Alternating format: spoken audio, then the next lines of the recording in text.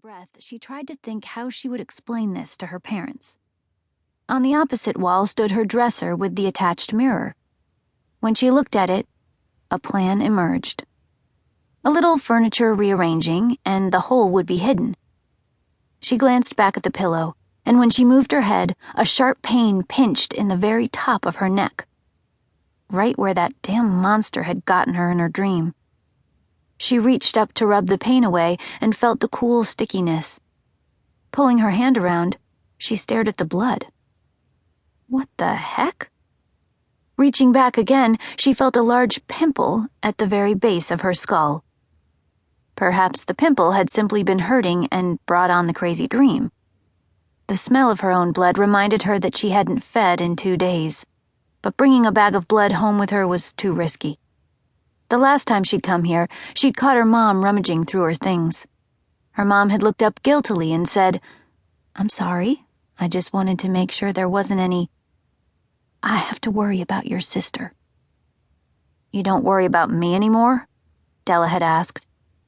It hadn't mattered that her mom thought she was doing drugs. It was that she didn't worry about her anymore that hurt the most. Then Della had left the room before she had to listen to her mom's heart beat to the lie she was about to tell. Pushing the past back, Della grabbed a tissue from her bedside table to stop the bleeding.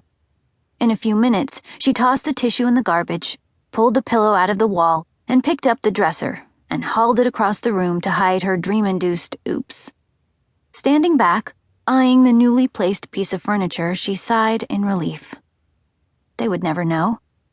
Or wouldn't know now. Someday her dad would find it, and he'd probably call her and tell her again how disappointed he was in her. But hell and pain later was better than hell and pain now. Glancing up, she saw herself in the mirror and had an epiphany. She might face monsters, in her dreams and even in her real life, but the thought of facing her parents, of seeing the sheer disappointment in their eyes again, turned her into a spineless little girl. Every change that had happened to her since she'd been turned into a vampire had been seen by her parents as a form of rebellion. They believed her to be an unappreciative, uncaring teen, probably on drugs, possibly pregnant, and out to make their lives miserable. But better to let them believe that than to believe her a monster. Sometimes she wondered if it wouldn't have been better to take the easy way out and just fake her death like most teens in her situation did. Losing her family would hurt like hell, but wasn't she still losing them? Day by day, bit by bit, she felt them distancing themselves from her. They barely talked to her anymore. Hadn't hugged her in so long, Della couldn't remember what it felt like. And there was a part of her that missed them so badly she wanted to scream that it wasn't her fault. She hadn't asked to be turned. "What are you doing?" The voice shattered the somber silence. Della swung around. With her super-sensitive hearing, she could normally hear her younger sister turning over in her bed. How had she not heard her slip into the room? Nothing," Della answered. "What are you doing up?" "I heard you..." Marla's eyes widened. "You moved your dresser." Della glanced back at the piece of furniture. "Yeah, I couldn't sleep and I just thought I'd freshen things up in here." "That thing's heavy." "Yeah, well, I've been eating all my veggies." Marla frowned.